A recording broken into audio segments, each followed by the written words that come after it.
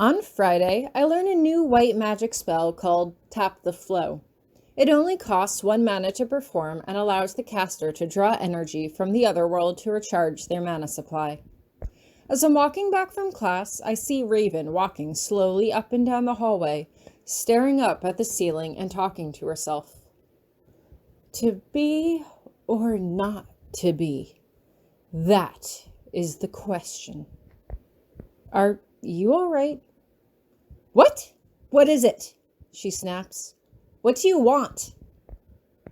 You sounded sad. Is everything okay? I am rehearsing. Surely you are familiar with the works of the bard? I shake my head. Sorry. It's fine. We all have our individual talents and challenges. So, is there a play? No, not yet. The play is in the spring. The auditions are on Monday. What play is it? We are performing a musical, The Small Place of Purchase of Frightening Things. Do you intend to try out? I quickly shake my head. No. Then, if you'll excuse me, I should be going. With a curt nod of her head, she heads off. On Saturday morning, I get up early and go to the staff room to collect the mail. I'm honestly a little hesitant to walk inside. Instead, I unlock the door and kick it open with my foot before using magic to turn on the lights. I cast a spell in the room to make sure I'm alone before I hesitantly poke my head inside the door, glancing left and right to make sure that I really and truly am alone. Everything looks the same as it was, and I quickly sit down to sort the piles so that I can get in and out as fast as possible. Just as I sit down and begin to work, however, Professor Grabiner walks in. Part of me doesn't want to say anything to him, afraid of inciting confrontation, but he might call me out for my incivility if I don't greet him at all. Good morning, sir, I offer. He snorts. I see little that is good about it. He seems to wait for me to reply, but the hesitation only gives me time to notice how exhausted he looks. There are dark circles under his eyes, and for a moment I wonder if he even got any sleep last night. Are you feeling all right, sir? He seems disinclined to chit-chat and moves straight to business. You may or may not be aware that there will be 2 holidays celebrated later this month. Valentine's Day and the Winter Renewal.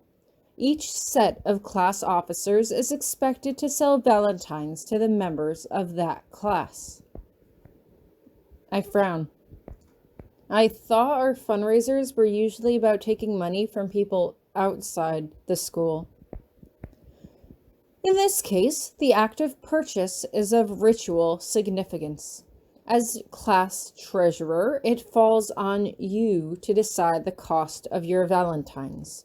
Professor Potsdam will purchase supplies in keeping with your costs. Any excess of funds will be donated to the winter ceremony. What should a valentine cost? $1 seems too cheap, but $20 seems excessive, especially considering a student's $5 weekly allowance. I suppose $5 is a good price. That's enough for some candy or something. Nothing tacky. Very well. He turns to leave. Wait! I don't even realize I've said anything until the words are out of my mouth. He sighs as he turns back to me. What is it now? My hands are shaking, but hopefully he can't see that underneath the table. Shouldn't we talk about this? This marriage thing? His face is cold. There is nothing to discuss. Well, what am I supposed to do now? I ask, trying to shove my tears to the back of my throat. What are the rules? What are my responsibilities? You are supposed to be a student. You are supposed to be learning. You should not be trying to get yourself killed and forcing others to waste resources rescuing you. How many times do you expect to be saved?" "I'm sorry!" I exclaim as tears well up in my eyes. I can't hold them back any longer. "But that's why I'm asking. I don't want to find out that I've broken some magical oath by not behaving like a proper wife. I need to know what I should and shouldn't do. I don't want to cause you any more trouble." He takes a deep breath in and slowly lets it out. "I suppose that is a reasonable request. A witch wife retains her independence. You are not required to be subservient. You are expected to show me respect, which you should already, as a student of this academy. Most magical couples keep separate living quarters, so there is no need for you to visit mine. Should I depart this life, you would be required to help dispose of my effects. I have no intention of placing you in that circumstance. Therefore, by our agreement, we can place the matter behind us and go about our business. There is no need to refer to this marriage until it becomes time to dissolve it." I nod. If you don't mind me asking, what are your responsibilities, sir?" Should I call you, sir?" "Yes. You can still call me Miss Brown, if you want." "No, I cannot.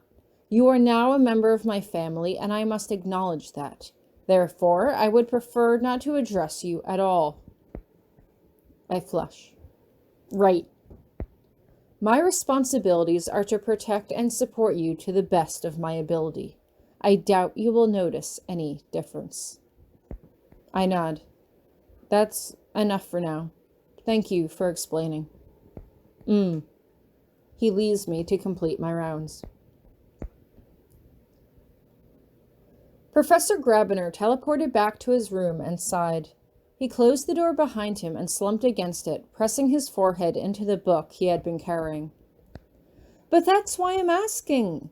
I don't want to find out that I've broken some magical oath by not behaving like a proper wife. I need to know what I should and shouldn't do. I don't want to cause you any more trouble." This wasn't her fault, and yet he couldn't help but try to pretend otherwise. Maybe, if he could convince himself that it was her fault, that she had been reckless and stupid, then he wouldn't have to feel so guilty whenever he saw her. But her question today proved how mature and responsible she really was. He had been taunting her in class, trying to get her to avoid him entirely so he wouldn't have to face her until the severance, and yet she persisted. She could have asked Potsdam to explain her responsibilities, but no, she had decided to ask him. He wasn't sure what to do. Should he be honest with her? "Good morning, Tori. I just wanted to tell you that I won't be able to teach you anymore because every time I look at you, I'm reminded that I could have very easily caused you to lose your life, and I can't bear the shame of it. So please refrain from attending any of my classes or completing your treasury duties until the severance has been finalized. Good day to you." No, he couldn't do that. He refused to do that. At this point, denying her education on top of what he had already done was only adding insult to injury. He had nightmares about causing her death, but what if Tori had nightmares of her own?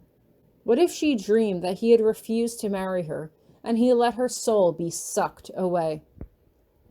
At first, he thought that might lead her to avoid him, but he couldn't consider it a better alternative. Tori didn't deserve to suffer for her own ignorance. She had been trying to save his life, and it wasn't fair to hold her bravery against her. So what was he going to do? He honestly had no idea.